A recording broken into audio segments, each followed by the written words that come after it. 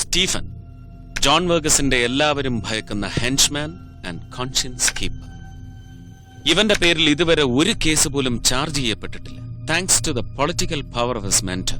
അപ്പൊ ഹോസ്പിറ്റലിലെ mail head നേഴ്സിന്റെ വേഷത്തിലുണ്ടായിരുന്ന ഇവൻ ഇഞ്ചക്ട് ചെയ്ത എല്ലാ ഡ്രഗ്സും കുഴപ്പം പിടിച്ചതായിരിക്കുമല്ലോ സർ. യെസ്, ബട്ട് സുഹറെ അങ്ങനെ സ്ലോ പോയിസണിലൂടെ ഇല്ലാതാക്കാനുള്ള സ്ട്രാറ്റജി ജോൺ വർഗസ് ഉപേക്ഷിച്ചു. ഇന്നലത്തെ ഡയറക്റ്റ് അറ്റാക്ക് അതാണ് കാണിക്കുന്നത്. അതിനൊരു കാരണമേ ഉള്ളൂ. സുഹറ എന്നോട് ആ DV ടേപ്പിനെ കുറിച്ച് സംസാരിക്കാൻ ശ്രമിച്ചു. അതെവിടെയാണെന്ന് എന്നോട് വെളിപ്പെടുത്തുന്നതിന് മുമ്പ് he wants to kill Har.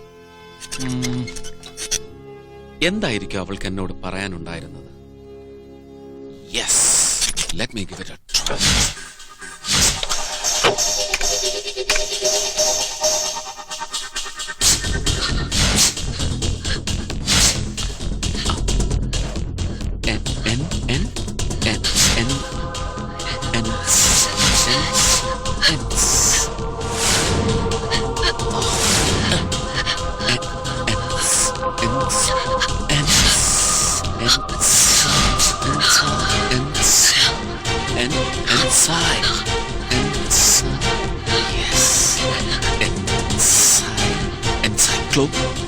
Encyclopedia.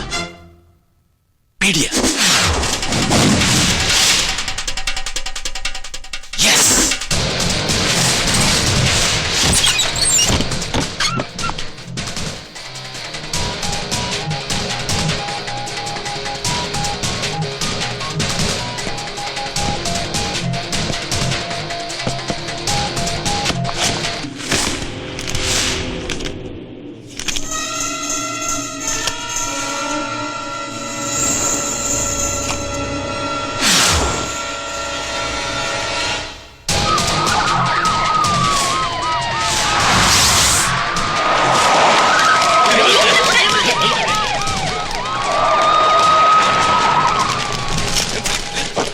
Sir, Infocity കരാർ ഒപ്പിടുന്നത് കഴിഞ്ഞ കാര്യം എന്തെങ്കിലും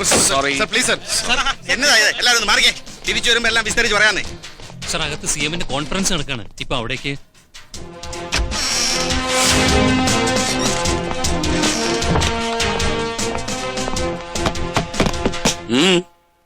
അനുവാദം വാങ്ങാതെ അകത്ത് കടന്നതിന് ക്ഷമിക്കണം സർ. എന്തോന്ന് ക്ഷമിക്കണമെന്നാണോ? ഇവിടെ സംസ്ഥാനത്തിന് 10,000 കോടിയുടെ വികസനം കിട്ടാൻ കരാർ ഒപ്പുവയ്ക്കുന്ന കോൺഫറൻസ് ആയത്. അവിടേക്ക് കഥകം തള്ളി തുറന്നു വന്നിട്ട് ക്ഷമിക്കണമെന്നോ? എടോ, ഇയാൾക്ക് CMനോട് വല്ലതും പറയുകയാണെങ്കിൽ അദ്ദേഹം വെളി വരുമ്പോൾ പറയണം. പോയി പുറത്തു പോയി നിൽക്കണോ? പോരാ മിസ്റ്റർ വർക്കിച്ചൻ, CMനോട് പറയാനുള്ള കാര്യങ്ങൾ ഇവിടെ വെച്ച് തന്നെ ബോധിപ്പിക്കണം എനിക്ക്. ചന്ദ്രശേഖർ, എന്താ ഇതിന്റെയൊക്കെ അർത്ഥം? ഈ കോൺഫറൻസിങ്ങിനെ അനുകൂലപ്പെടുത്താൻ ആരാ തനിക്ക് ധൈര്യം തന്നത്? ഇതാണ് സാർ എന്റെ ധൈര്യം. ഇപ്പോൾ ഈ കരാർ ഇവിടെ വെച്ച് സാർ ഒപ്പുവെച്ചാൽ അങ്ങയുടെ രാഷ്ട്രീയ ജീവിതത്തിലെ ഏറ്റവും വലിയ കറയാകുന്നു. അത് സാറിനെ ബോധ്യപ്പെടുത്താൻ ഈ ടേപ്പിന് കഴിയും. ചന്ദ്രശേഖരൻ പറയൂ, എന്താണ് ആ ടേപ്പിലുള്ളത്? ജപ്പാനിൽ നിന്ന് കൊച്ചിയിൽ മറ്റാരും അറിയാതെ മിനിസ്റ്റർ വർക്കിച്ചൻ വന്നിറങ്ങിയ വിവരം സാറിനറിയാലോ. That was part of a conspiracy. കൊച്ചിയിൽ വന്ന വർക്കിച്ചൻ നേരെ പോയത് ഒരു 5-star ഹോട്ടൽ സ്വീറ്റിലേക്കായിരുന്നു. ജോൺ വർഗസിന്റെ അറേഞ്ച്മെന്റ്. സർ, ഹോട്ടൽ രജിസ്റ്ററിൽ ഒക്യുപ്പൻസി ഡീറ്റെയിൽസും ബില്ലിന്റെ കോപ്പിയും ഇതിലുണ്ട്. അവിടെ വെച്ച് മാത്യു വർഗസിനോടും XMP മാങ്കുന്നിൽ സതീഷിനോടും ബ്ലൂ ഡയമണ്ട് ഇൻകോർപ്പറേറ്റഡ് എന്ന കമ്പനി വെറും ഒരു വ്യാജ എസ്റ്റാബ്ലിഷ്മെന്റ് ആണെന്നും അതിന്റെ ഡയറക്ടർ ബോർഡിലുള്ളവർ ജോൺ വർഗസിന്റെയും വർക്കിച്ചന്റെയും ബിനാമികളാണെന്നും മിനിസ്റ്റർ പറയുന്ന വെടിപ്പുള്ള ദൃശ്യങ്ങൾ ഈ ടേപ്പിൽ ഉണ്ട് സർ. ആസ്പത്രി കിടക്കയിൽ മരണത്തോട് മല്ലിടുന്ന സുഹറ, ജോൺ വർഗസ് ജീവനോടെ ദഹിപ്പിച്ച കിഷോർ, ആ ചെറുപ്പക്കാരുടെ ധീരതയും പ്രതിബദ്ധതയും ചെറുത്തു തോൽപ്പിക്കാനുള്ള കെൽപ്പോ ഭാഗ്യമോ നിങ്ങൾക്ക് ഇല്ലാതെ പോയി വർക്കിച്ചൻ. ബ്ലൂ ഡയമണ്ട് ഇൻകോർപ്പറേറ്റഡ് സർക്കാരിന് സമർപ്പിച്ച മുഴുവൻ വിവരങ്ങളും കള്ളമാണെന്ന് ജാപ്പനീസ് എംബസിയുടെ അന്വേഷണത്തിൽ തെളിഞ്ഞിട്ടുണ്ട്. എംബസിയുടെ മുഴുവൻ കമ്മ്യൂണിക്കേഷനും സാറിന്റെ മുമ്പിലുള്ള ഫയലിലുണ്ട്.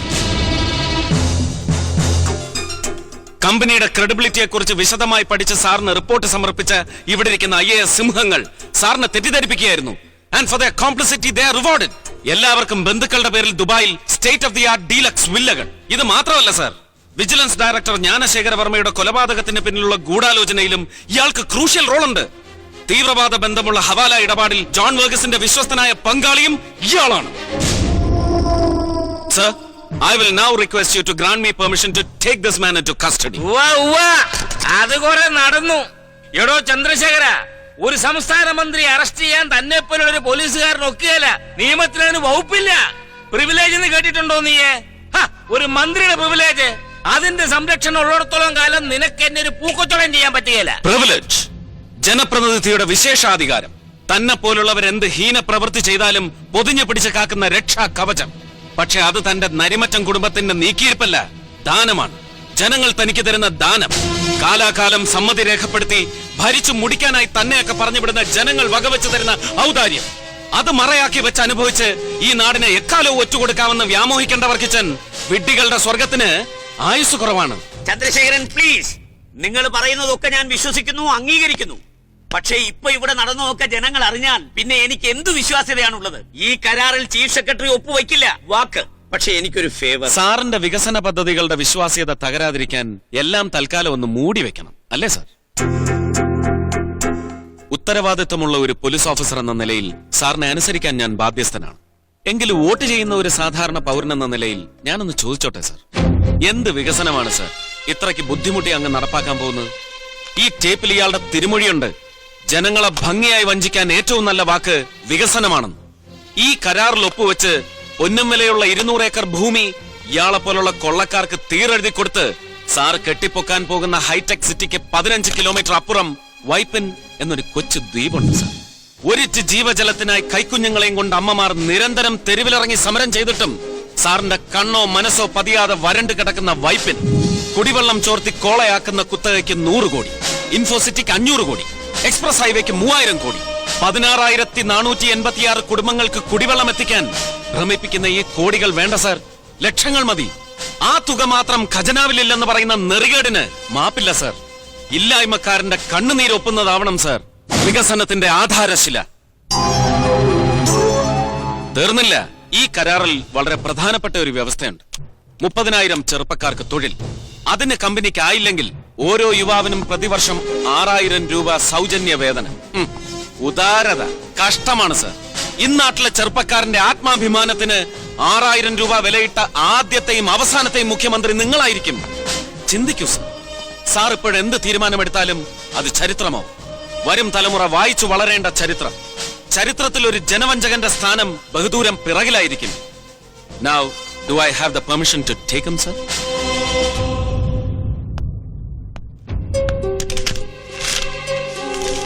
വർക്കിച്ചൻ ഒപ്പിട്. എന്തോന്ന് ഒപ്പിട? തന്റെ രാജി ഐ ഡിമാൻഡ് ഇറ്റ്. ഒപ്പിട്.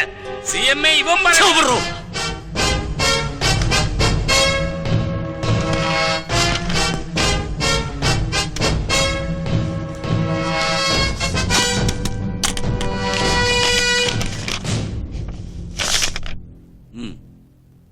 ചന്ദ്രശേഖരന് ഇനി ഇയാളെ അറസ്റ്റ് ചെയ്യാം. ഒരു മന്ത്രിയുടെ പ്രിവിലേജ് ഇല്ലാതെ, ഒരു പ്രതിബന്ധവും ഇല്ലാതെ. Take him. Sir. Sir. Come on, sir.